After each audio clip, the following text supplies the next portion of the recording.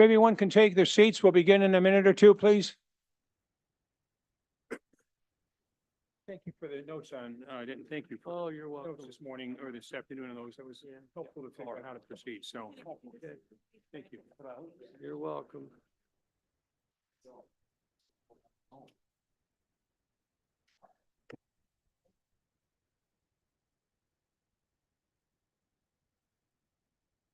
We're not adjourning that meeting. I have to put what time it ended. This is just my, Yeah, I understand. thank you. I appreciate it.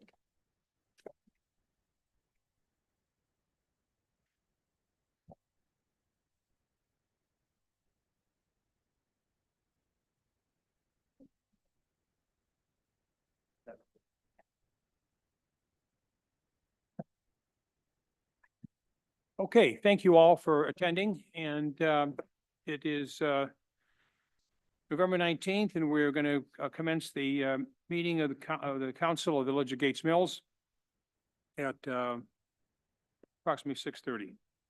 Roll call, please, clerk. Anton, Yes. Broom, Here. Deacon, Present. Press, Steinbrink. Here. Turner, Welsh. Yeah. Okay, you were provided minutes of the council meeting of October 15th. Were there any revisions, Beth or Janet, that came in, or any revisions that council members have today?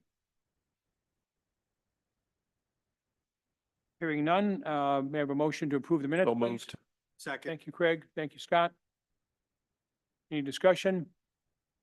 Roll call, please. Anton. Yes. Broom, Yes. Deacon, Yes. Press, Steinbrink. Yes. Turner, Welsh. Yes. Next item 3 is the pay ordinance number 1291 in the amount of $736,112.23. Are there any questions on the pay ordinance? Move to approve. Thank you, Ed. Thank you, Michael. Any questions or discussion? Hearing none, roll call, please. Anton, Yes. Broom, Yes. Deacon, Yes. Press, Steinbrink. Yes. Turner, Welsh. Okay, fourth item, mayor's report. This will take a little more time than the first 3 items. First of all, a thank you publicly to all the villagers who supported the Gates Mills levy. We were able to have our levy number 22 renewed for 5 years. It produces slightly over $700,000 of revenue for our recurring expenses. The levy was passed by a vote of 2-1. We appreciate everyone voting, and we appreciate whatever votes you cast. Thank you very much for that. It was also good to note in the county that the county cultural levy passed for arts and culture, and that the Mayfield School levy passed as well. On a few new items, we had 30 new, we had a new resident social this last weekend here in the community center. It was any new resident that has not attended before and has moved in the last 3 years was welcome to come. We actually had someone that came before that just wanted to have another free drink.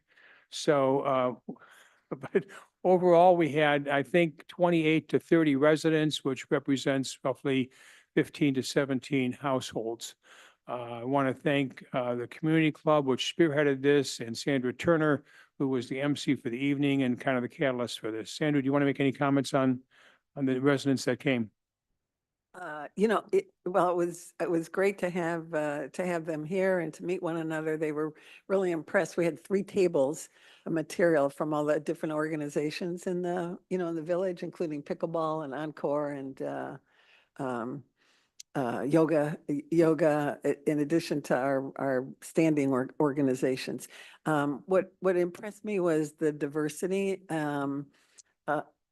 of locations where people came from. We had somebody from Argentina by way of Abu Dhabi. We had someone moving here from Houston, California, et cetera. A variety of reasons: job, family, health, and climate change. Actually, that was kind of interesting as well. So, nice variety of folks, and hopefully they'll be like a cohort that start out in the village together. Were they younger than us? Yes. Good. Absolutely. We also passed out flyers, or we haven't passed them out. We had available flyers of each of the organizations. There are over 15 different organizations represented. We did not have people from each organization come because that would otherwise have just saturated the meeting. But there was material on whatever they may be interested in, whether it was the Improvement Society or the Players or Friends of the Library or the PTA or whatever. Everybody could have walked away with an organization or two to learn more about, and we encourage them to do that. So thanks again for the community club who put that on, and thank you to Sarah's, who was generous in not accepting payment for the food and the treats that night. The night before, which would have been Friday night, we were fortunate to be invited to one of our residents' homes, about 40 individuals who have been supporters of the Encore Music and Ideas Festival. Jinju Chu, a professor from Northwestern and the artistic director, was in town herself to play, along with a young prodigal student who drove from Tennessee the night before at age 18 to play with us, or to play with them, and one of the piano leads from the Institute of Music. It was a wonderful evening with a reminder of how well that festival went this year, as well as plans for supporting it its second year. So music was alive and well with Encore in February. I'm sorry, in Friday. Finally, we had a meeting just yesterday with the leadership of the Gates Mills Players. I see it as an opportunity to reinvigorate the players and to restart some of the things that they've been doing. Many of you may know that for close to 75 years, maybe over 75 years, the Players has been active here in the village. I learned that at one time it was a requirement that husband and wife had to join together. And for many, many years, 40 years we've been here, they've always had plays, whether they were dramatic plays or musicals or comedy or what have you, twice a year. And many of us have come to those and to enjoy those. There was some concern this year that the material was a little more for mature audiences. I attended, as did Sandra and several of you all. It might have been a bit off what we've normally seen, but not that bad. And we have agreed with the Players going forward that if that any plays that they would intend to put on, the scripts would be read by all of their board members first. And if the board decided to go with something that was, let me just say, a little off color, that they would notify the village in advance so that we could react to that. We don't want to censure what they're doing, but we also need to be recognizing the sensibilities of community theater here in Gates Mills. So I think that's been handled. Back on the mayor's report, we have a couple appointments here. First of all, John Kramer was here and left. Dr. Kramer has been on the Conservancy Board for, I believe, 13 years. John's going to retire early off the board, and we're going to appoint, with council's approval, and Shaughnessy Marchetta to her position for the unexpired term running 12/31/27. John has just done this a long time and feels it's best to move on and find a new person for that. So when we reappointed him last year, he was kind enough to take that appointment, and I think at this point, we're going to ask Ann to take that role. I believe she has been personally screened by Sandra as part of the Conservancy Board's diligence, and by Leah Whitten. Okay. Also, On that issue, yes, the village owes John Kramer a debt of gratitude for his service. He's something else. well, he and his family and his wife, Chris, have been wonderful in so many things in the village over so many years. There are so many of these people that, thank you for mentioning it, Scott. Sometimes we just go through these things a little too procedurally without recognizing the personal side of it. So we'll send John a thank you note and some recognition for his 13 years on the board of the Conservancy. There are two individuals coming off of the Mayfield School Liaison Committee. Both of them have graduated out with their kids. There are two other individuals, Christine Hess and Vanessa Iusu, who would like to take on those roles. So I have appointed them, again with council's approval, to position on the Mayfield School Liaison Committee. Let me pause with both of those and see if there's any conversation or comments on the appointments, and if not, Move to we'll have approve. motion to approve. Thank you, Ed. Second. Thank you, David. Are there any comments or questions? Roll call, please. Anton, Yes. Broom, Yes. Deacon, Yes. Press, Steinbrink. Yes. Turner, Yes. Welsh. Yes. Thank you for your approval. We'll pass on their good wishes to them. On a point of ownership here, I have owned the zoning issue charter amendment resident survey item for the last 30 days, and I have not made any progress on it. So I will make sure that this is a meaty item on our agenda at the December meeting. Clerk's report. Only one thing, we have two cards here. I'm going to pass them around if you would like to sign them. One is for Jessica, who fell and I think fractured her wrist, and one is for Sudie Burchek, who had a tussle with her car.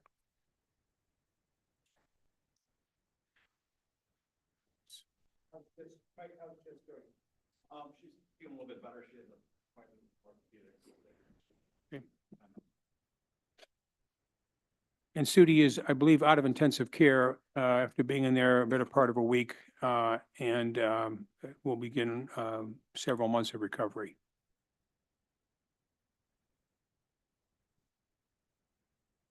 Okay. Financial report. The village financial report was issued and is posted on the website. The village continues to be in good financial shape. We had a Budget and Finance Committee meeting yesterday and reviewed the year-to-date results as well as our guess of where we'll end up at the end of the year.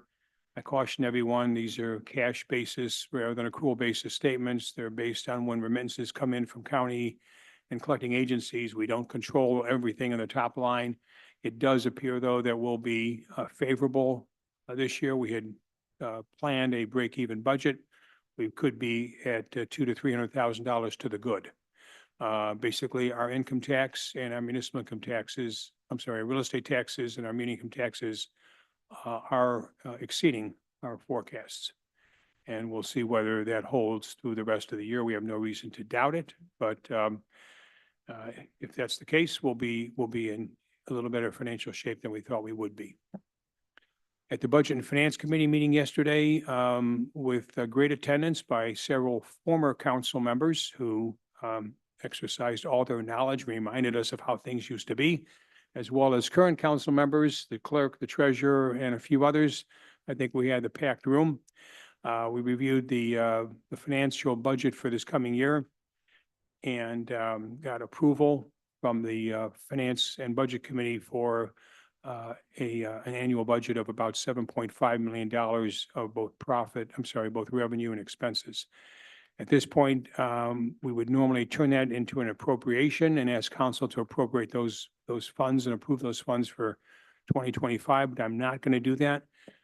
There are several items that we're still waiting on the year to close out. We've not yet had our insurance renewal premium confirmed to us.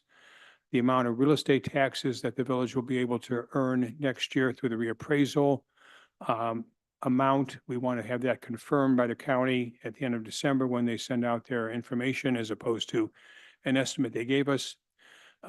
We need to understand whether we'll be reimbursed this year for the Old Mill Road expenditures that we will pay for, and then wait for the county and the city to reimburse us the amounts that they've agreed to.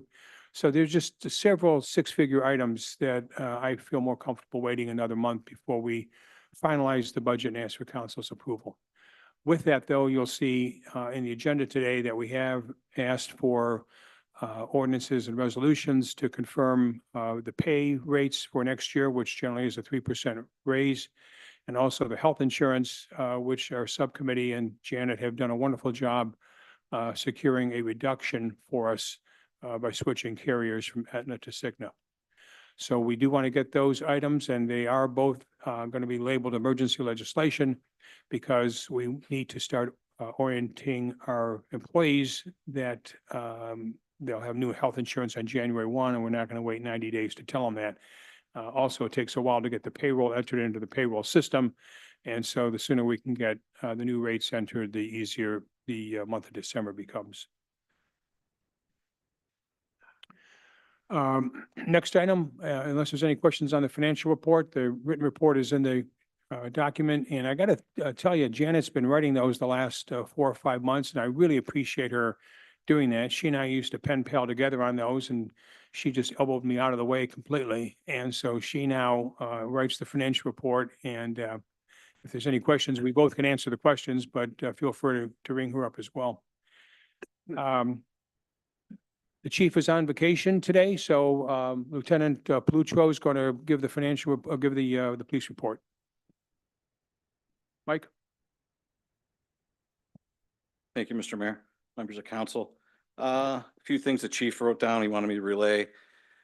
Number one, the village received a $8,991 reimbursement, training reimbursement that are going to go towards renewing our online training platform, which is Lexipol, which is our basically keeps track of all of our we're up on our policies and procedures and things like that.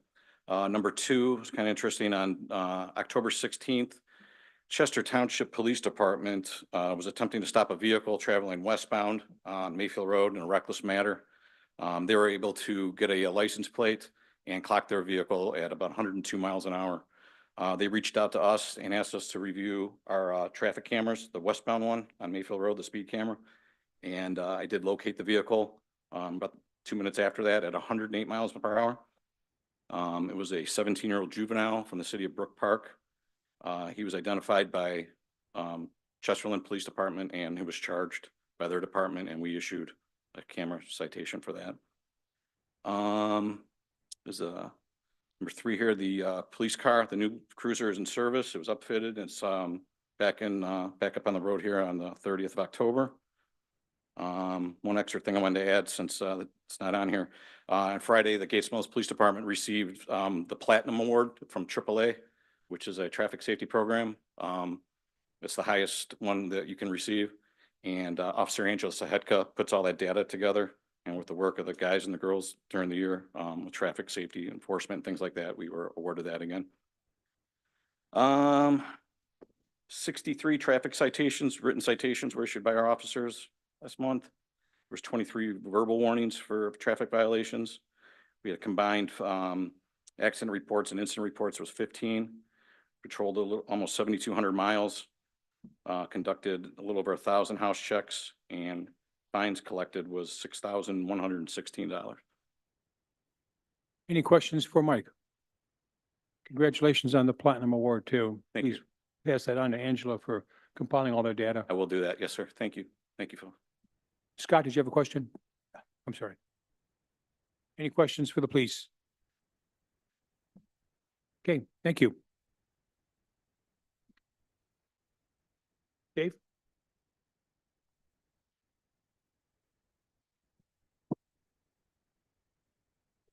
Thank you, Mayor and members of council. You should have received a copy of my monthly report. I'm happy to answer any questions you may have.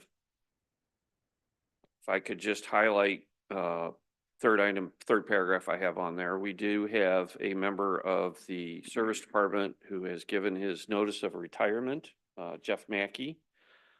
He has been with the service department for around 23 years, and he certainly will be missed. He was a valued member, and certainly wish him the best of luck in his retirement. He will be retiring in June. And we have talked to a couple different possible applicants on his replacement, and we do have one that we did recommend to the mayor for filling his position. And I am confident Nick will be a valued member of the department. I think he's well known throughout the village. He's already been on the fire department for many years. And I'm looking forward to have Nick on our department. Any questions? That would conclude my report. Actually, Dave, I'd like to say, that, I don't know if everyone knew, but in the, upstairs restrooms over at, Sarah's, there was, some odor issues, that were coming from some venting of sewer gas in there, and it was getting quite bad. And, Dave and the service department got on it, and then they, through a smoke test, were able to figure out what the problem was, and they fixed the problem. And apparently the last time it didn't get fixed the right way, but they got Correct. the right guys in there, and they fixed the problem. And I think everyone in the village that goes there and everyone that goes there in general thanks you tremendously. Yes. It was, Yes. I'm sorry it took us a while.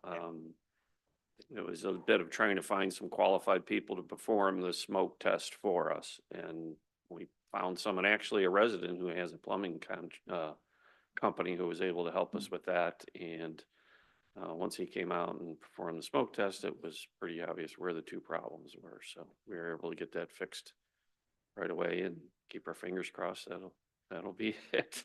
So we still do have to work on the outs. There is an odor on the outside portion with the grease trap, and we have a new manhole, cast iron manhole being made. Unfortunately, the size makes it a custom manhole instead of one that would have fit that was in stock. So as soon as we get that, we'll get that installed, and then hopefully those odor problems are well in our past. Thank you. Thank you. Tom? Report from the fire chief, please. Thank you, Mayor. Thank your council. I have submitted a written report. Does anybody from council have any questions? so Chief, just one, I hate to talk so much, but, the 10/22/24, the grass fire on Mayfield Road. I know I talked to you, but that was a spontaneous combustion event, right? You mean the one on Mayfield Road? Is that Mayfield, or there was one that was a spontaneous combustion event, wasn't there? We did have one recently. It'll be in the pile for December's meeting. That was at a resident's house off of Deerfield. I thought it was interesting. I don't know that everyone realizes that if you put grass clippings in and start covering them with leaves, you can actually have a spontaneous fire start. That's how that one started, so. Thought it was an interesting tidbit Yep. that people ought to know. Yep. Tom, you want to talk about the fire hydrants a bit and all the work you guys have done this last 9 months? Yes, we started our fire hydrant program a little bit late this year because we tied it in with the station manning on Saturdays. We have completed everything except for one small section of River Road and one section of Mayfield Road, which we will complete hopefully before the snow flies. We did not get to the hydrant painting this year. Again, we had the storm in August. We also had a ban on hydrant flushing for part of that month too, from Cleveland Water due to broken mains. So hopefully next year, with the budget approval that's before you, we'll be able to complete another round of hydrant flushing and also start the painting project of the hydrants. About how many of the 700 hydrants needed to be replaced? And is the city of Cleveland complete with that? We had, there's still some before the city of Cleveland that they will be looking into, probably about 15 hydrants. They have rebuilt or replaced about 45 hydrants. Okay, so the good news is that's 60 out of our 700 roughly that needed a serious repair or replacement that we would not have known about absent having done all this work. So thanks to you and the crew that did that.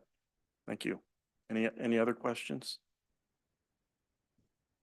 I'll just add a quick footnote. The chief and I, Mike and Rob Jameson met a couple days ago about the new fire truck. Rob's taken the lead on putting together the specs for it. There are probably 4 manufacturers in the country making fire trucks these days. Ours would be rather specific in terms of the need for a strong engine to go up hills and yet a small vehicle to get up and down driveways and gravel driveways and other kinds of things. We were looking to finalize the specs sometime in early 2025 and then go out to bid. The Budget and Finance Committee also made a point yesterday that if we do end the year with a possible surplus, that we should consider putting aside perhaps several $100,000 to start to put together a fund to pay for the fire truck. Anything else, Tom? All done? Okay. With that, committee reports. Mitch Bash, you walked in at the right time between Sandra, David, you, and your esteemed guests on the back wall there. We're going to turn the floor over to you and the Tree Canopy Committee.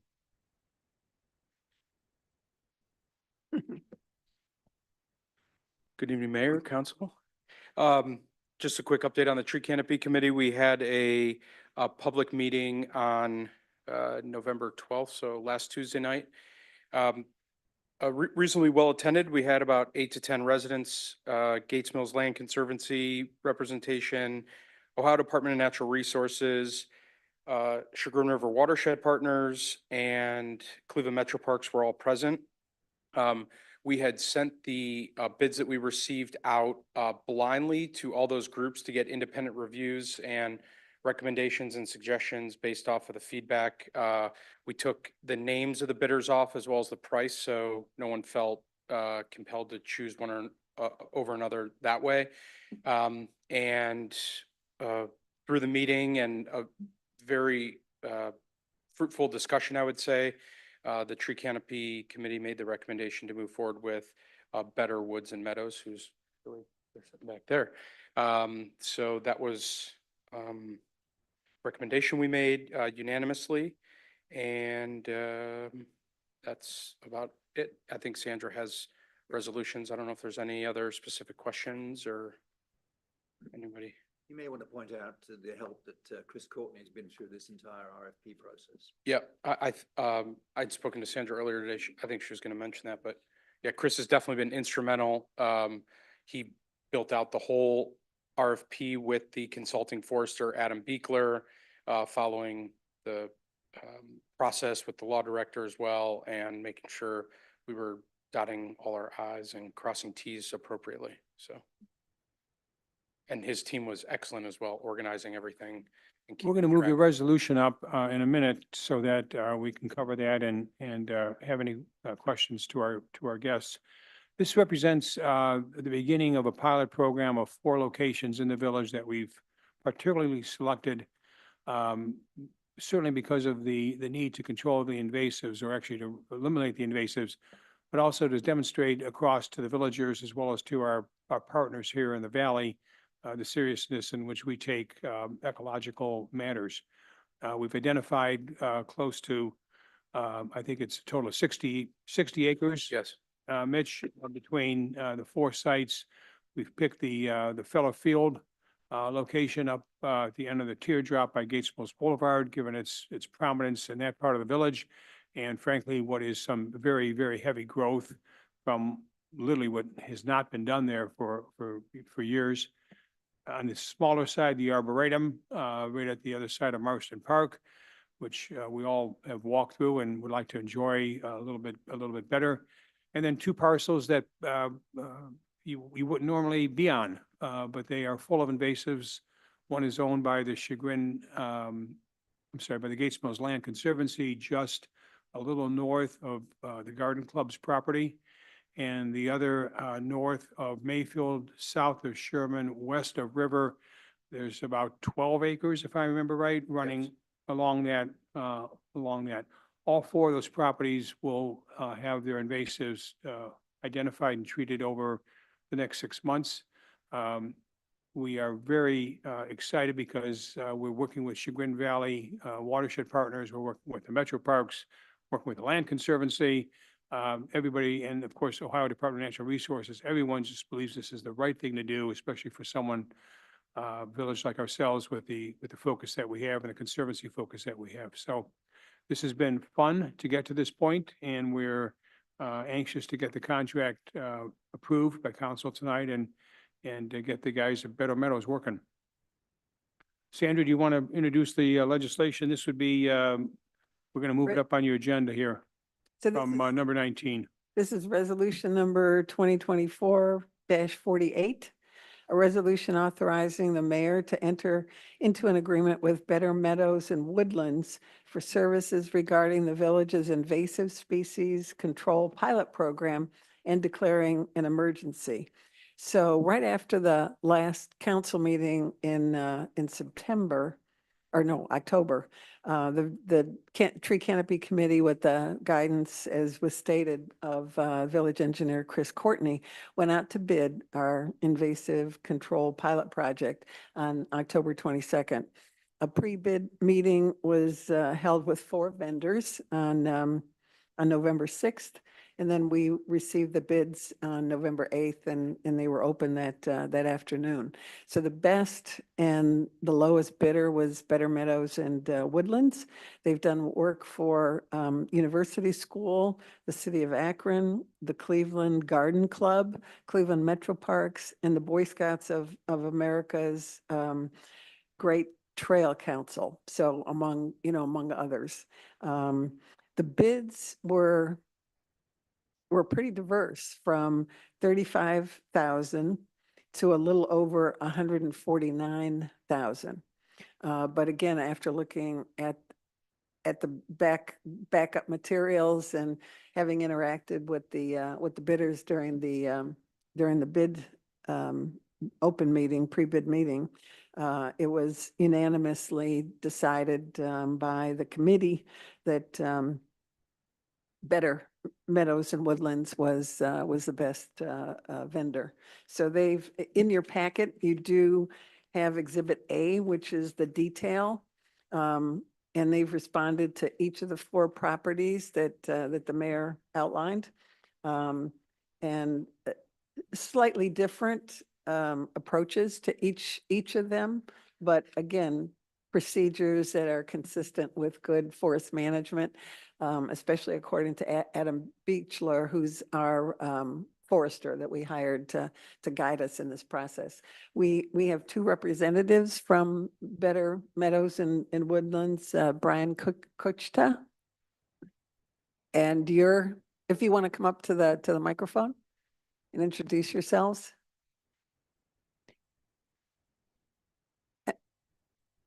Thank you, Mayor and Council.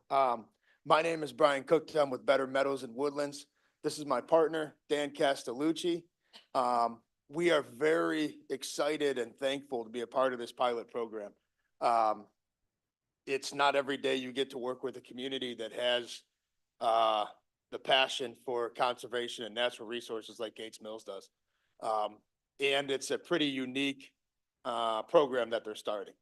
So we're very excited to be a part of it, and hopefully it continues on into the future. Thank you. Any questions by council? So the only, just a comment, Sandra, is that the reason for declaring the emergency is Oh. that No, go ahead. I said something, but. is the timeline. We see in the packet here that some of this, they want to get started now during the dormant season. So I just want to point that out, that's their timeline dictates that. Need to get this ball rolling. And Sandra? oh, sorry, go ahead. Sandra, is there any scope for reducing the cost by using the service department to some extent in place of having everybody be an employee of the service provider? Right, and that's a good question, and we have discussed that. And given the the nature of the 4 properties and the methods that are going to be utilized, and the specificity and expertise of our vendors, along with their their interest, their willingness to participate in it, the education of the community, and being sensitive to the wildlife and the different, helping us categorize the different invasives there so that we have a before, kind of middle and after analysis. We really thought it was best to utilize them. Oh, I It- wasn't the vendor. suggesting we don't use them. Yeah, I was suggesting that maybe if the service department provided some of the labor. we'd get a better price at the end of the day. Well, and I guess that's what I'm saying, that the work that they're going to do in terms of removing it is also part of, the analysis that they're going to be doing for us along the way. So in the future, we have an intent, to talk with the service department, but not at this point. Plus, we, and, the mayor can speak to this, but I'm not sure about the bandwidth of the service department to I think that engage probably the in two this. biggest things were the licensed applicators, the people that are applying the The pesticide. pesticides, for lack of a better word, are all licensed and are using licensed and approved product. And Michael, that way of applying it and so on requires a certification and a license. Secondly, some of the machinery that would be used would be specialized machinery. I think it's called a thrasher, and we wouldn't have experience in operating that. There are some possibilities. For example, they will not be clearing all dead and dying trees. So if, as we go through this area and find that once the invasives are gone, we find that there are some trees that need to come down or some limbs that need to be come down, that's something that our people can do internally. Scott, did you have a question? Sorry. I also just want to touch on Scott's point about having the work start this winter. Our Yeah. goal, just being sensitive to the village and nature, wasn't to brown everything out come the spring and the summer. We're trying to be sensitive to the aesthetics and what people see here. So we thought a good strategy would be to start this winter, take down a lot of things, so in the spring it wasn't as recognizable or seemingly destructive looking. This also becomes the beginning of an education process for all of our villagers in terms of what we're doing and why. And we'll have signs that we'll put up, whether they're permanent signs or sandwich board signs that talk about invasive tree species control and eradication with a call number for information, et cetera. The goal here is the largest landholder in the village are villagers. It's not the metro parks, it's not the conservancy, and it's not the village. We are large landholders, but the largest ones are individuals. And so we want to make sure that people are educated about what's going on, and we would hope that that would trickle over time into their own properties. And by identifying invasive trees and species, perhaps they could do that themselves or hire some firm that's capable of doing that. So Steve, will the signage be on the parcels as well, so people know what's going on?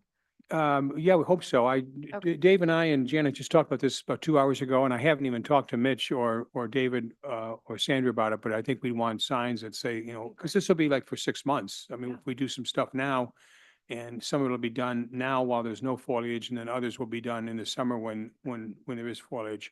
So it'd be good to have something up that talks about a pilot project, and it'll run for several months. As far as current signage, anywhere there is, the Arboretum, for instance, we put signs out as we're working, according to the label of different chemicals we might be using. Most of ours are pretty gentle, if you could call herbicide that. But, we will be posting signs in use and removing them as needed when it's safe to go back into that area. Is this stuff pet friendly? It is, most of the stuff we use is gonna be just in a general statement. There are some differences, but when it is dry, it is safe to go back into. An area like the Arboretum, if you're on the trails, you're gonna be okay, and when it's dry. Thank you. But, yeah, we don't, our strategy is usually start on the lowest end of the spectrum and only move up as needed. I just think it's a better move for the environment and the ecosystem as a whole. So, yeah. just a comment, a couple of questions. Mitch, thank you for volunteering your time and your expertise on the tree canopy committee. Thanks to Sandra and others. I'm really excited about this, as I know everyone else is, in terms of having this pilot project. And I think this is just kind of the tip of the iceberg of things to come. I assume the funding for this is coming from the village's share of the Land Conservancy levy. That's correct. Okay, and then, Conservation levy, yes. and I also see on here that Land Conservancy's got about a third of the cost on this. So will they be covering their part of this, or are they contributing to this project? Land All this is Conservan- all coming out of the general. Coming out of our conservation Okay. levy. Thank you. And the view there was that we've had good cooperation from the Land Conservancy and from the Metro Parks in terms of getting to the point of identifying the vendors, helping with the bid package, identifying the invasive species. It's really been a collaborative effort. And for us to get this up and going, the cost is relatively modest at $36,000. The Conservancy share would be $12,000, and the Metro Parks would be something probably $5,000 to $10,000. It's something that we can handle ourselves and use their cooperation and collaboration kind of in the field. So with that, I think we'll need a motion to suspend the rules first, please, Sandra. Move. Second. Any question? Roll call? Anton. Yes. Broom. Yes. Deacon. Yes. Press. Steinbrink. Yes. Turner. Yes. Welsh. Yeah. We have a resolution for 2024-48. Move to approve. Thank you, Sandra. Second. Thank you, Craig. Any discussion? All in favor? Roll call? Anton. Yes. Broom. Yes. Deacon. Yes. Press. Steinbrink. Yes. Turner. Yes. Welsh. Yeah. Okay. Congratulations. Fellas, thanks very much. We'll get the contract over to you within a day or two, okay? Good luck on the project. Thanks, everyone. Thank you all. Thank you. Thank you, David, and thank you, Sandra, for your leadership on this. We've made great progress since Couple months. since probably March or April. For June. Okay, next item, broadband report from Lloyd Deacon. Yeah, thank you, Mayor. So you'll recall at our last meeting that we approved engagement of the TAF firm to work with us on an agreement with Ohio Gig for provision of broadband. We have executed an engagement letter with them and some other paperwork that was required. The Taft lawyer who's working on this is Greg Dunn. He did the agreement with Hunting Valley on behalf of Hunting Valley with Ohio Gig. So Greg has prepared an initial draft of an agreement. He's revised it with comments that he's received from us. And the next step is to finalize that and to meet with the Ohio Gig to agree on some key provisions in the contract, things like the rates, construction, underground requirements, which they've agreed to do approximately 90% underground, financial reps, and some other agreements. So with good luck, we'll be here in December with hopefully a final agreement to put on first reading. And I know, Mayor, you talked about, and we will, of course, once we've got that hammered out, be having meetings with residents to explain the product, explain the rates, and all of the features of broadband. We have a ballpark timeline, assuming all this rolls out, of deployment. Are we months, years? Construction would be completed once we have an agreement within 12 to 18 months. Okay. And if you, Craig, if you've gone by Hunting Valley. You're working down Yeah, here, you yeah. see that, and Mike, I don't know if you have an update from Hunting Valley, but I think they were very close to providing broadband to the Hunting Valley offices. They're up, okay. Hope we're Question. getting there. David, In the budget documents that were discussed at the Finance Committee yesterday, there's a $500,000 investment just penciled in for the village. And I know there's been discussion about us putting money up front. I wondered if you could describe, sort of characterize what that investment is going to actually buy for us. if we As make it's, it? as it I stands, can do that, or if you want to take the first stab, your Yep. choice. yeah, as it stands right now, um, the only item that we're convinced that we will be doing is we will, once service is provided, the village would prepay service to village facilities. And what that would involve and what would get us among some other in-kind items that we're going to hopefully agree with Ohio Gig is that because it reduces, their overall cost, it will help bring down the rates. Because we want to make sure that the rates are competitive for our villages. Thank you. So As far as a conceptually, direct investment, that's conceptually, on we're the lending table right money to CV Gig. And we know nothing about their creditworthiness at this point. well, we do. I'm saying we council don't. Right. So we've got financial information from them that's under protective order. And that's being reviewed. Who's reviewing it for the village? I beg your pardon? Who's reviewing it for the village? I'm looking You- at it, Michael, the mayor's looking at it, and other members of the committee. Okay. How far out, Lori, do you plan to pay in advance? Got to be a lot of years for It's a $500,000. 25-year agreement. Yeah, I think it's a 25-year, I'd have to look. I think it's, When we started this 2 years ago, when we had the work done by the outside firms, they gave us a report, and let's recall that the village was not an attractive place for burying fiber optic cable, given our topography, our low density, et cetera. And that to have it in the village available for every household would be $1 million. And that number hasn't changed much. We've worked to get the number down so that all villagers could find it affordable.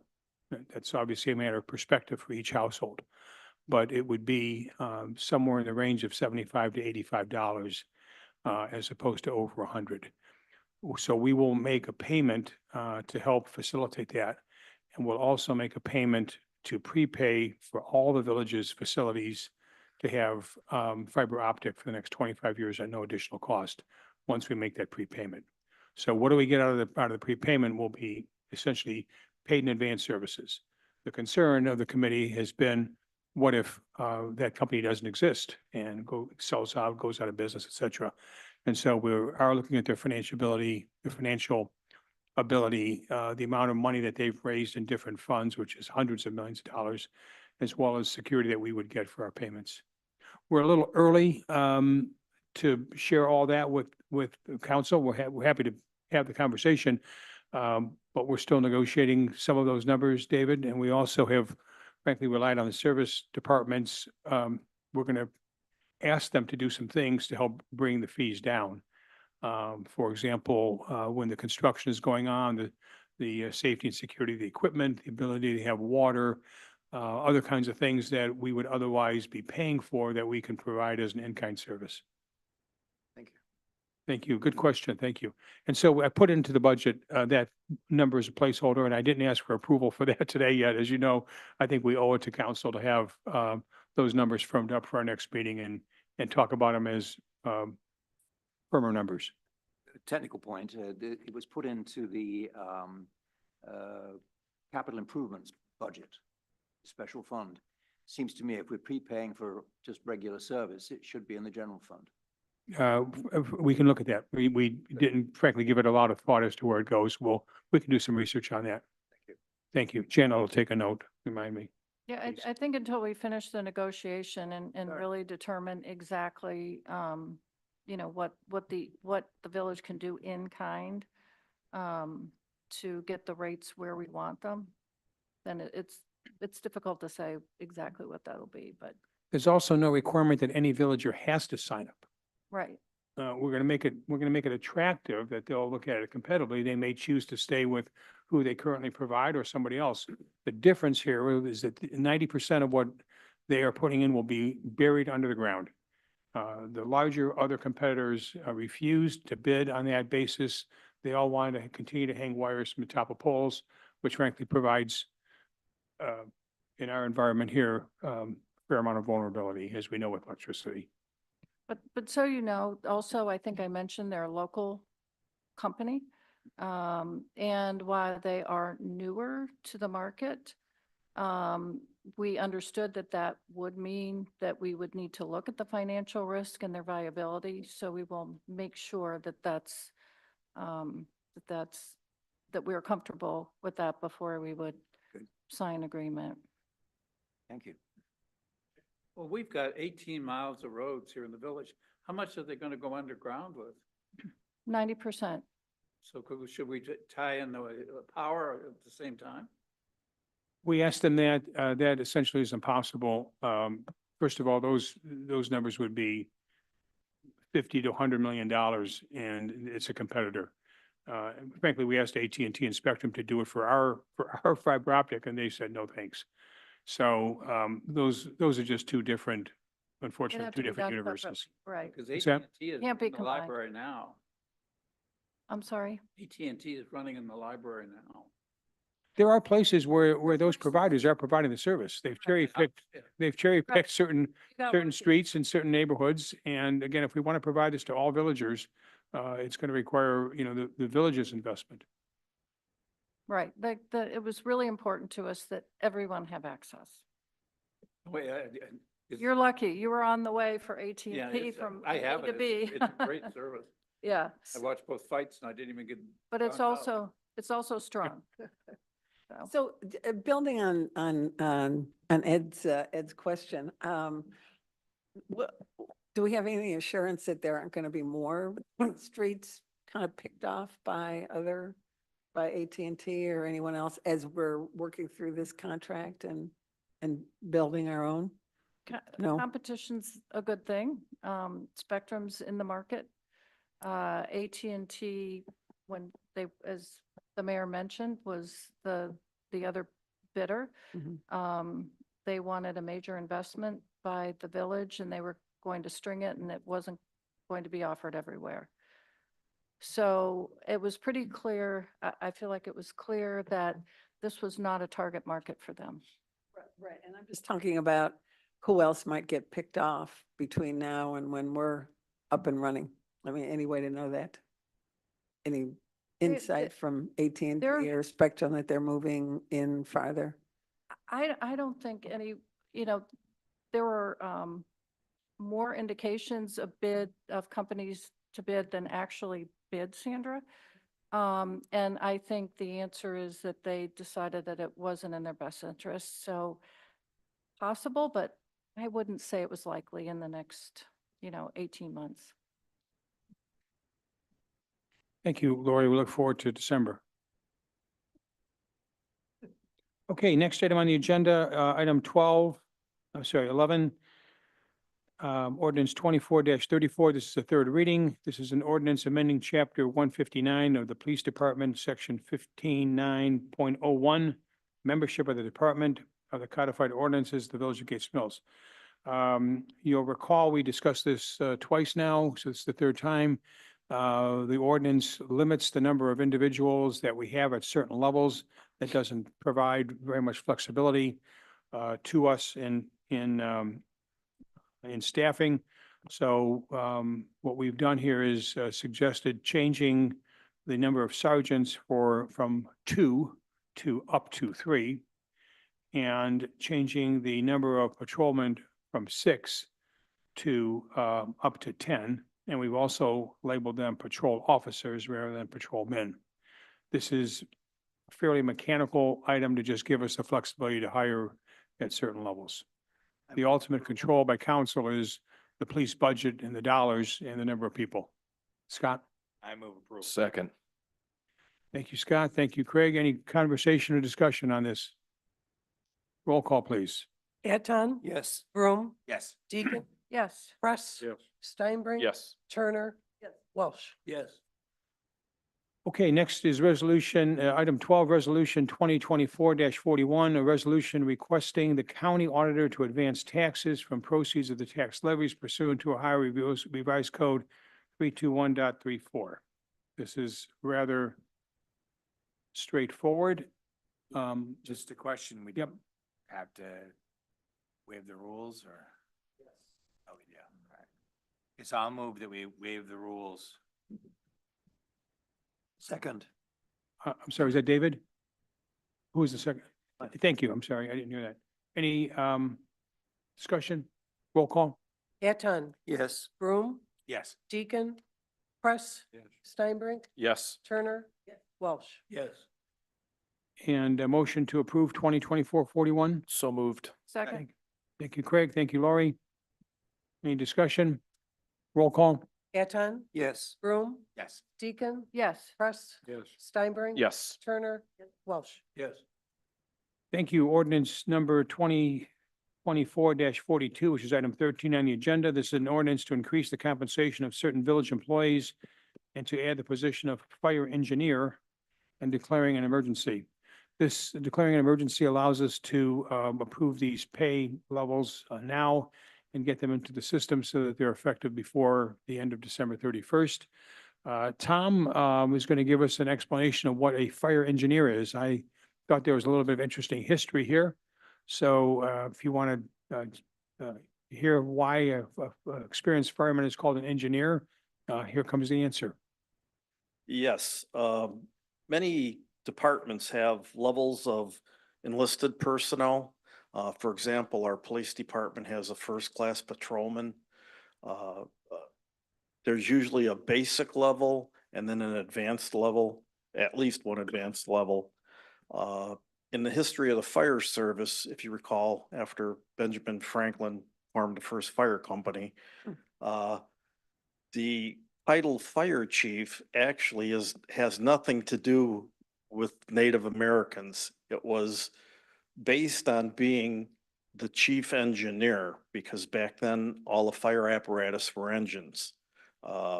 Many departments have continued that tradition to call their upper level firefighter engineer. For example, Chagrin Falls, their advanced rank for firefighters called engineer.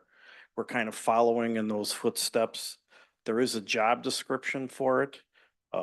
We thought that we would have both an educational requirement, an experience requirement, and a testing requirement for the position. We will have probably about 10 firefighters that would be fall into the category if they choose to follow into that.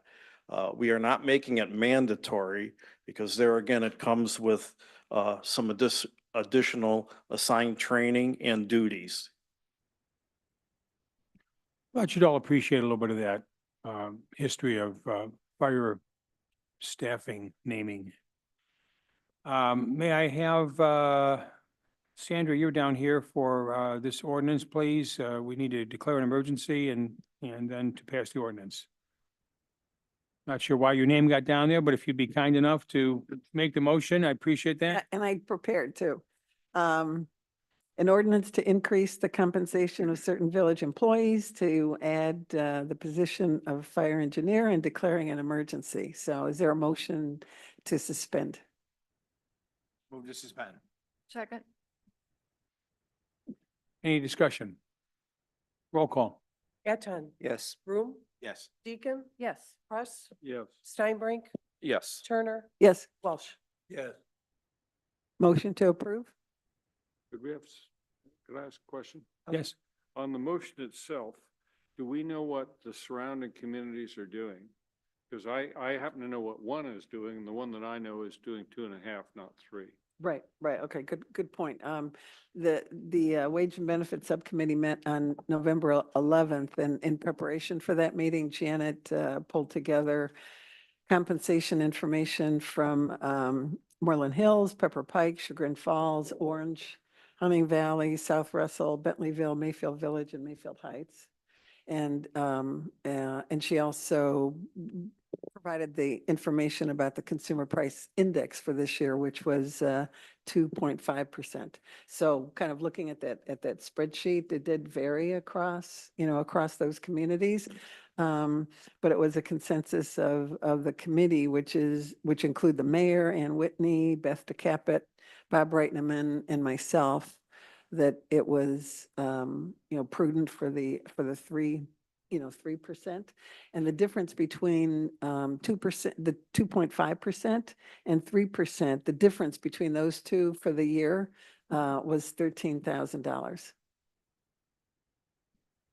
So we thought that was Right. appropriate to go with the 3.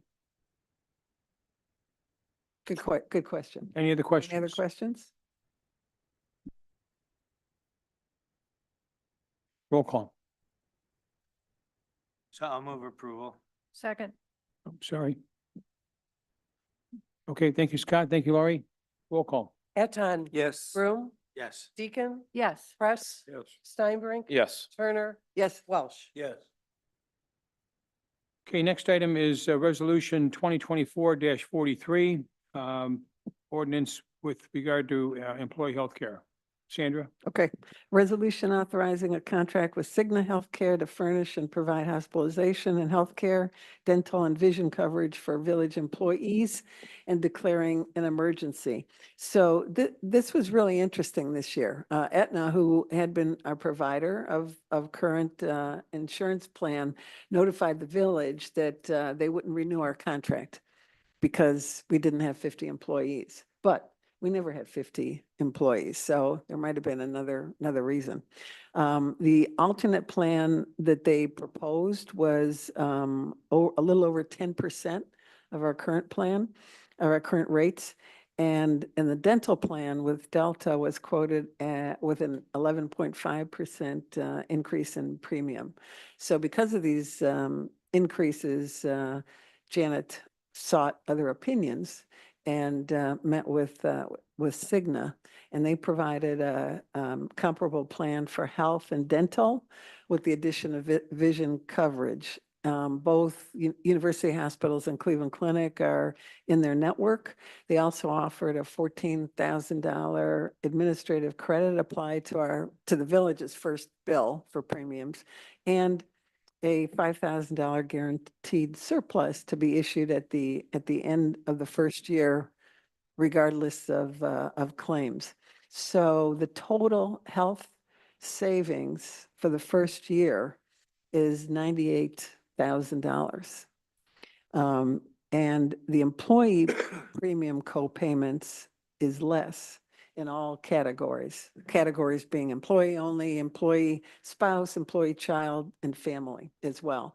So really, this is pretty significant, and kudos to Janet for her investigative reporting here.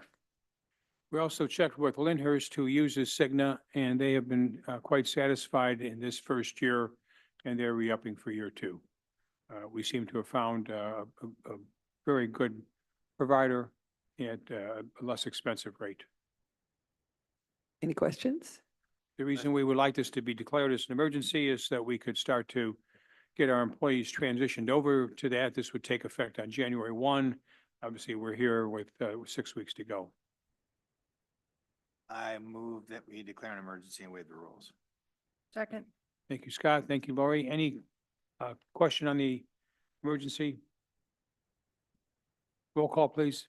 Eton. Yes. Broom, Yes. Deacon, yes. Press. Yes. Steinbrink. Yes. Turner, Yes. Welsh. Yes. May I have a motion to approve Resolution 2024-43? So moved. Second. A second, and I do have a comment, reduction in health insurance. I think everyone involved should be thanked. It's not very common. Yeah, Last ditto. 10 years of my practice, the single biggest expense is health Health insurance. insurance. Ditto, and these are good rates. Good job. Thank you. Really? Yeah, and really. UH in the clinic. Yeah. was- Awesome. Thank you. It's nice to see once in a while somebody actually coming down rather than just saying, well, everything else is going up, so we got to go up too. And I think you've got somebody here aggressively that wants to be in the market. Well, and it includes vision too. Yeah. Which we didn't have. Amazing. So Is there a motion to approve? I think we've had. Oh, we this. did it. All right, sorry. Roll call? Eton, Yes. Broom, Yes. Deacon, Yes. Steinbrink, Yes. Turner, Yes, Welsh, Yes. Press. Thank you. Ordinance 24-44. Sandra? an ordinance declaring the village's intention to enter into a health reimbursement account for 2025 and declaring an emergency. So the village has had an HRA where employees get 1/2 of eligible out-of-pocket medical expenses. And this year, it's going to increase, or we're proposing that it increases to $2,000 for single coverage and $4,000 for two-person or family coverage. Any questions? We have had this procedure and this practice for a number of years. It's something that differentiates us a bit in the marketplace. It's something that we can review as we have every year and approve if that's council's recommendation. Certainly is my recommendation that we do it. It keeps us competitive plus, as I would say, in the marketplace to be able for those individuals that have in that year heavy reimbursement costs to provide some extra relief. The amounts are relatively modest when you look at the overall budget, and it's been, again, a distinguishing factor for us and for our employees. I declare, Ben? second, Roll call? Eton, Yes. Broom, Yes. Deacon, Yes. Press. Yes. Steinbrink. Yes. Turner, yes. Welsh. Yes. Is there a motion to approve? So moved. Second. Thank you. Any discussion on this issue? Roll call? Eton. Yes. Broom, Yes. Deacon, Yes. Press. Yes. Steinbrink. Yes. Turner, Yes. Welsh. Yes. Okay, thank you. Item 2024-45, an ordinance to amend the annual appropriation ordinance 23-49 to increase certain appropriations and other expenditures of the village for the year ending December 31, 2024. We're at that point in the year where we put forth an appropriation early in the year and advise council at that point that as we need additional money for certain categories, we'll come back to them for that appropriation approval. That is what this ordinance is for. The biggest item on there, section 3, is to transfer $365,000 from the general fund. And that represents two items. It's $250,000 to transfer the funds from the general fund to the capital improvement fund to pay for the Old Mill Road emergency renovation, and $115,000 to transfer the reimbursements that we receive from the county for their share of the road program from 22-23 into the capital improvement fund, which the Budget and Finance Committee agreed was a good place for it, in that those funds essentially were road improvement materials that are now being reimbursed. We also have somewhat earmarked that for some large expenditures that we'll have next year for guardrail replacements. The other items on there, not to minimize anything, are relatively kind of clean up the books, make sure we have enough funds in those line items for the end of the year December payments. Janet, anything you want to add? Okay. Any questions on that? Okay, may I have a motion to approve ordinance 2024-45? Need to suspend the rules first. May I have a motion to suspend the rules? Move to suspend. Thank you, Craig. Thank you, Lori. Roll call? Eton, Yes. Broom, Yes. Deacon, Yes. Press. Yes. Steinbrink, Yes. Turner, Yes. Welsh. Thank you. Move to approve ordinance 2024-45. Second. Thank you, Craig. Thank you, Lori. Any conversation? Roll call? Eton, Yes. Broom, Yes. Deacon, Yes. Press. Yes. Steinbrink. Yes. Turner, Yes. Welsh. Yes. Thank you. Item 2024-46, resolution authorizing and directing the transfer of certain sums from the general fund to the capital improvement fund. I may have spoken too soon. This is what those amounts were for, $115,000 for the county, reimbursement and $250,000 for the Old Mill Road. Move to suspend. Thank you, Scott. Thank you, Lori. Roll call. Eton. Yes. Broom, Yes. Deacon, Yes. Press, Yes. Steinbrink, I've already said yes. Oh, yes. Sorry. Turner, Yes. Welsh. Yes. Motion to approve item 2024-46. Thank you, Second. Lori. Second. Second. Thank you, Ed. Any discussion? Roll call. Eton. Yes. Broom, Yes. Deacon, Yes. Press, Yes. Steinbrink, Yes. Turner, Yes. Welsh. Yeah. Excuse me, yes. Okay, hang on with me. We've got two more of these. Item 18, 2024-47 is an ordinance. This is the county's paperwork that they now need to be able to reimburse us the $100,000 on the emergency repair that they agreed to do through kind of their executive office and through their council. So this is the paperwork that they're asking for. They like to keep it simple, though. The good news is the road's done and it's open, and then the paperwork is going to follow it as it often does on these emergency type projects. I gotta, again, just give cred to the village for getting this done promptly, for the work that Dave and his guys did to make sure the roads were clear and the police worked around it and the fire worked around it, and particularly to Chris Courtney, who was able to talk to some friends that we have at the water department and the county road department and secure the funding. So thanks to the fellows at the table over there and chairs over there. We need an emergency for this, so may I have a motion to Suspend. declare an emergency? Thank you, Scott. Second? Thank you, Lori. Roll call. Eton, Yes. Broom, Yes. Deacon, Yes. Press, Yes. Steinbrink, Yes. Turner, Yes. Welsh. Yes. Motion to approve item 2024-47. So moved. Thank you, Sandra. Thank you, Scott. Any discussion?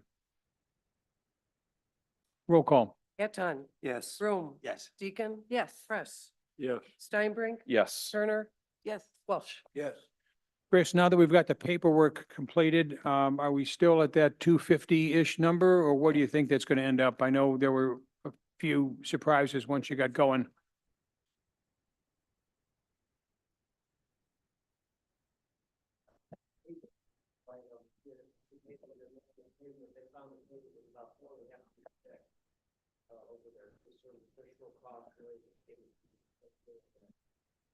Okay, we'll talk more about that this week when you get the final numbers put together. I think that's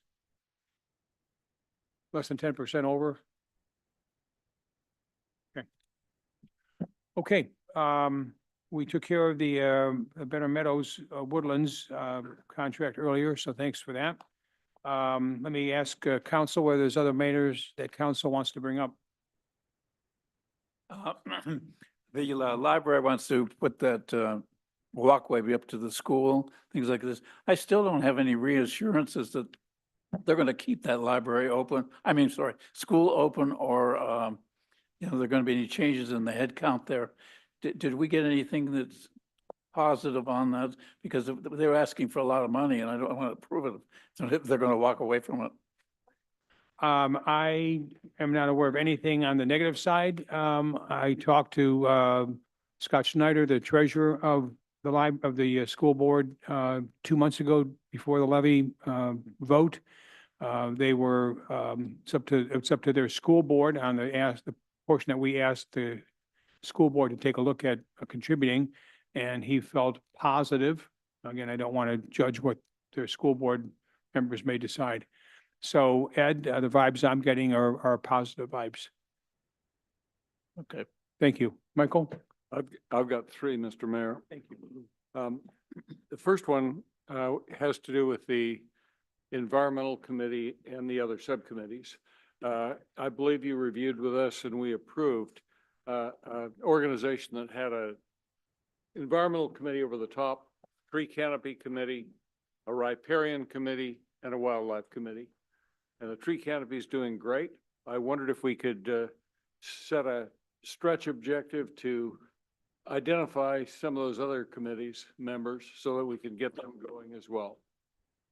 it's a good point and a fair point, and let's get that done by January 1 so we can start 25 with a full set of committees. If people have specific individuals that they want to recommend that are particularly relevant for the topic, send the names along and we'll be happy to talk to them. Secondly, on the 640 issue, back when it first all happened, and at the time that they moved away from restoring the house and went into demolishing it, we talked about establishing a temporary ad hoc committee to go back and look at our procedures and see if they were followed properly and see if any tweaks need to be made. It wasn't about identifying and punishing the guilty. It was about making sure we don't have a repeat with another structure.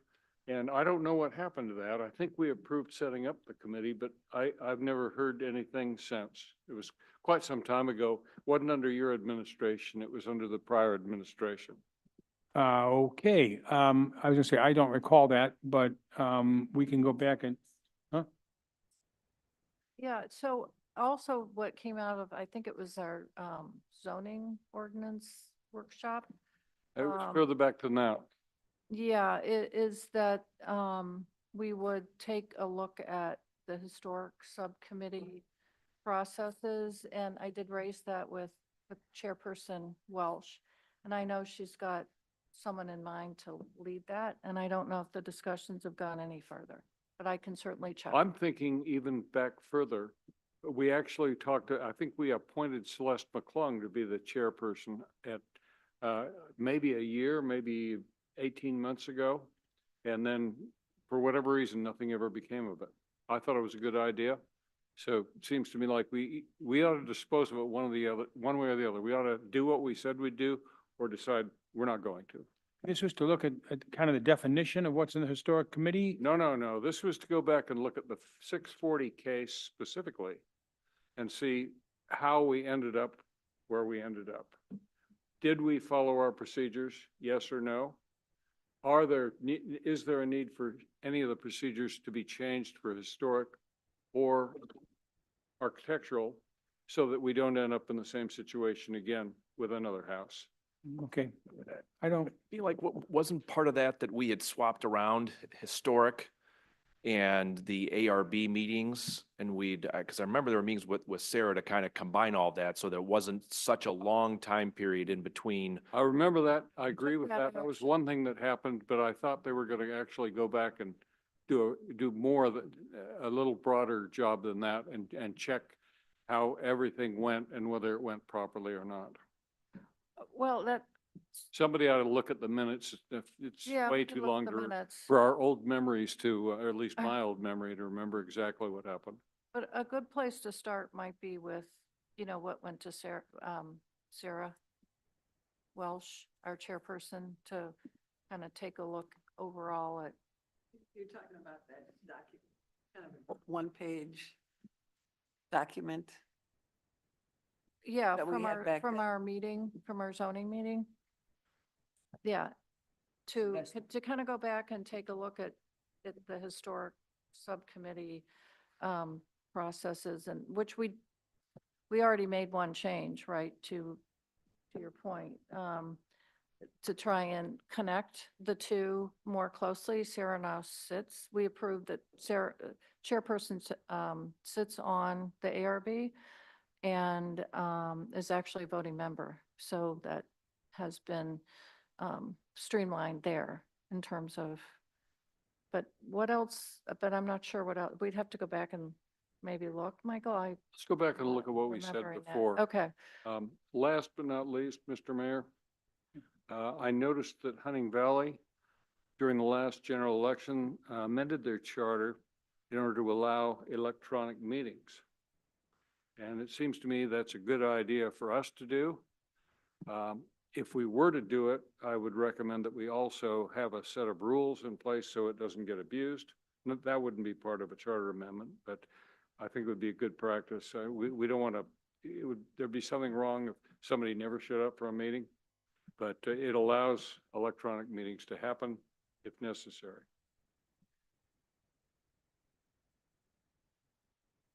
Is there any news on the cell tower? I don't have any date. Gilmore cell towers. I'm sorry, I couldn't hear you. That's Gilmore cell tower, so we have nothing to do with it. No, I know, but have they turned it on yet? No. The answer. David? You have any- I'd be remiss not to mention this. You may have noticed that the renewal of our levy, 500 people in the village voted against it. And I spoke to people who I think were amongst that 500. And their point is this, that we've got a lot of money in the bank, more than we've ever had before. In 2009, council took the decision to transfer the cost of garbage collection from the village to the residents. And at the time, there was some assurance that if the financial condition of the village were to change, that will be reconsidered. And I think people are saying, why, like most other municipalities, don't we pay for garbage pickup?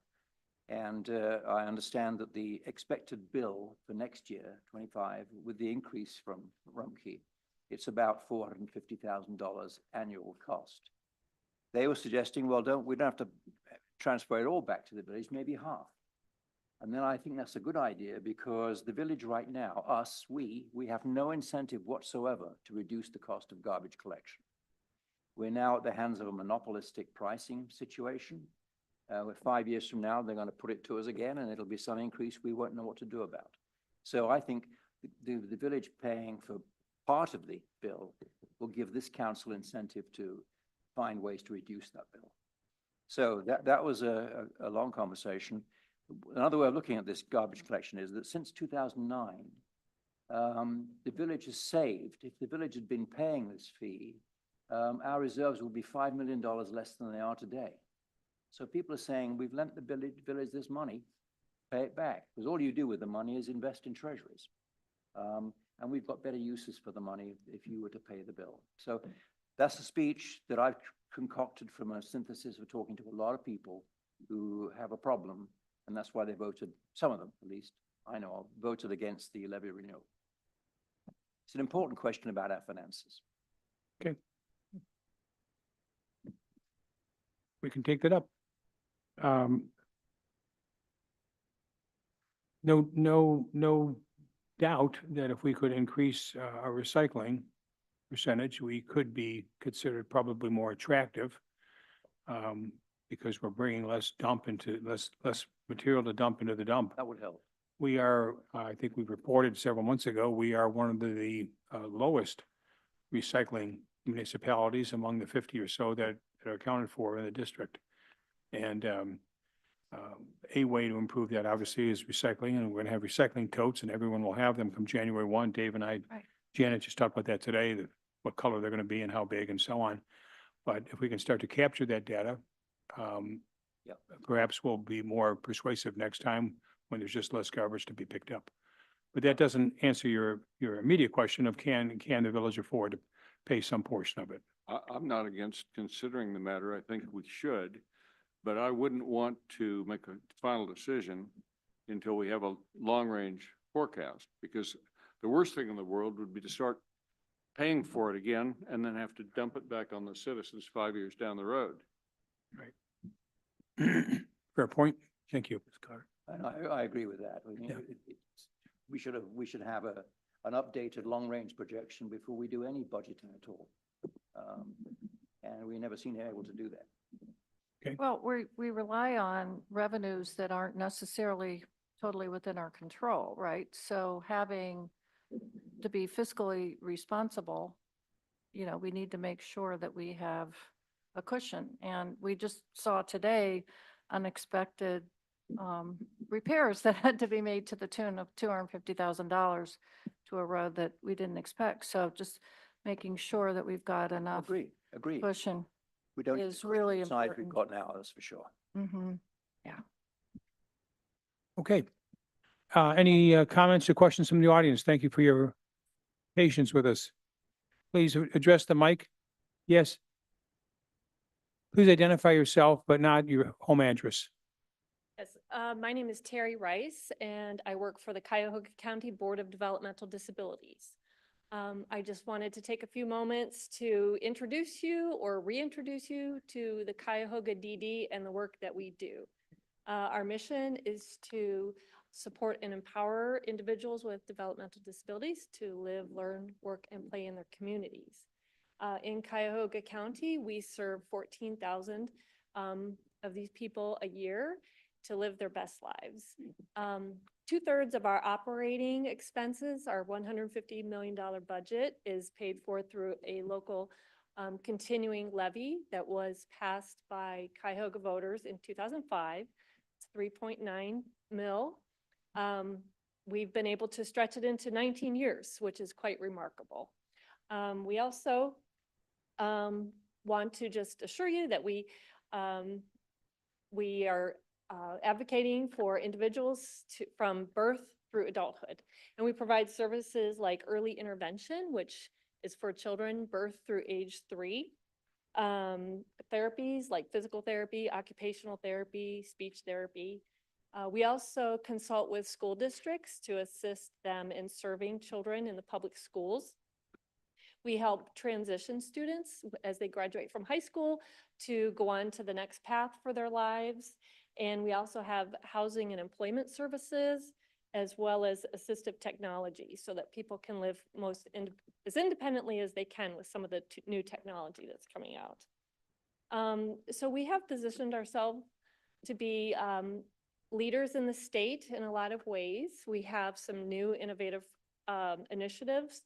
And to give you a few examples, in 2023, we partnered with Cleveland State University for a program called CSU Rise, where students with developmental disabilities can have a full college experience, some of them actually living in the dorms and getting the support that they need socially and academically so that they can be successful not only in college, but then beyond.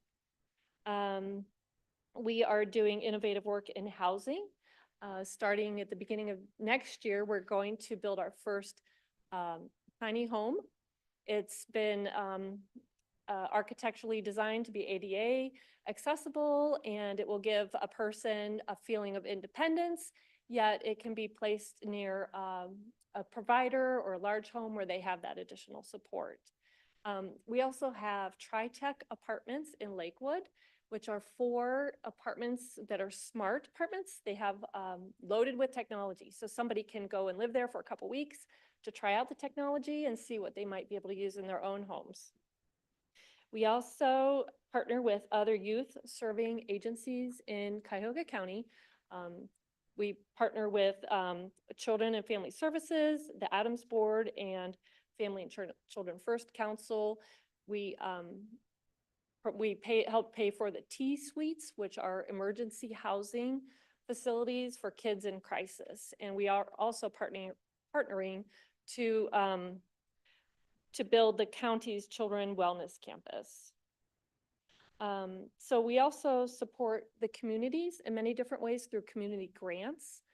Since 2021, we've awarded over $1 million in grants to over 75 organizations such as libraries, arts and culture, recreation facilities, so that they can be more accommodating and adaptive to people of all abilities.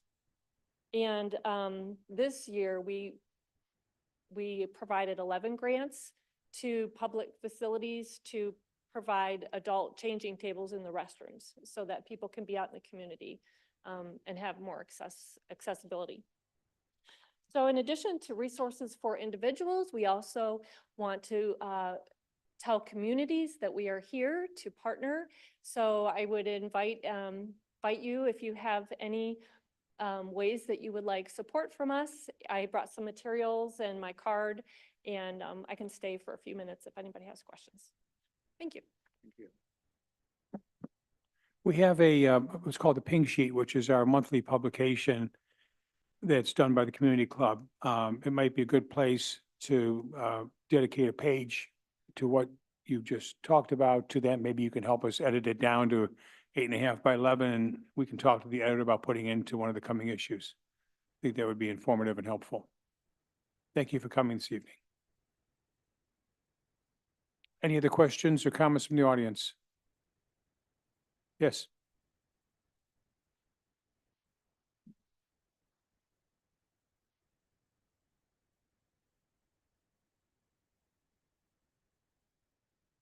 I'm Dorothy Shulman, and we have a lot of new people moving in.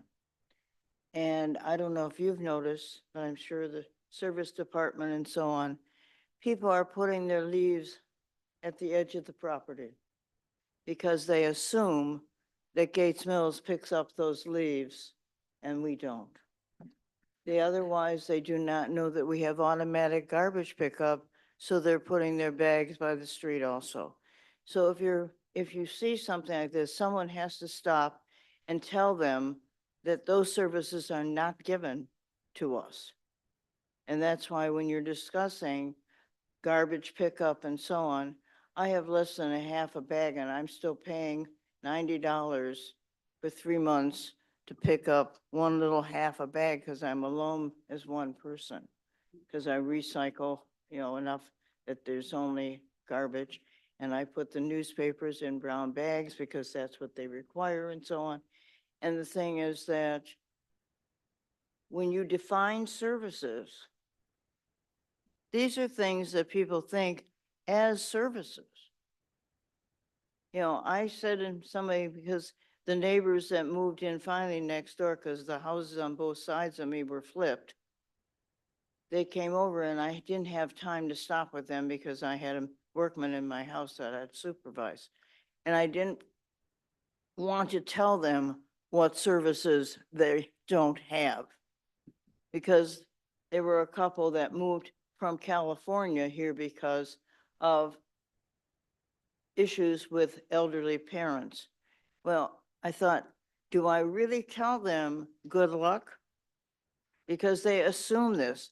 Like we don't as a village pay for streetlights. That's on the agenda of Mayfield Heights and Mayfield Village and so on. Mayfield Village, when you hit a certain age, they plow your driveways for you and the sidewalks. I bet you didn't know that. So when they hit a certain age, instead I pay for my snow plowing. I've already done it for the season. But see, they have to know that. I mean, think about it. If you think about services, most people are not looking for entertainment and so on from cities and villages and so on. They're looking for helping maintain their properties. Thank you. You're welcome. Thank you. I wish you had come a week ago because we would have made that point at the new resident social, but there will be a. Well, Dorothy, you're not a new resident. I think you've been here longer than I've been here. Yeah, we're pretty close. But thank you for your comment. We'll find a way to make that point. Okay. With that, may I have a motion to adjourn the meeting? So moved. Thank you. Thank you, David. Thank you, Craig. Craig, David. All those in favor? Any opposed? Thank you. Appreciate your patience today.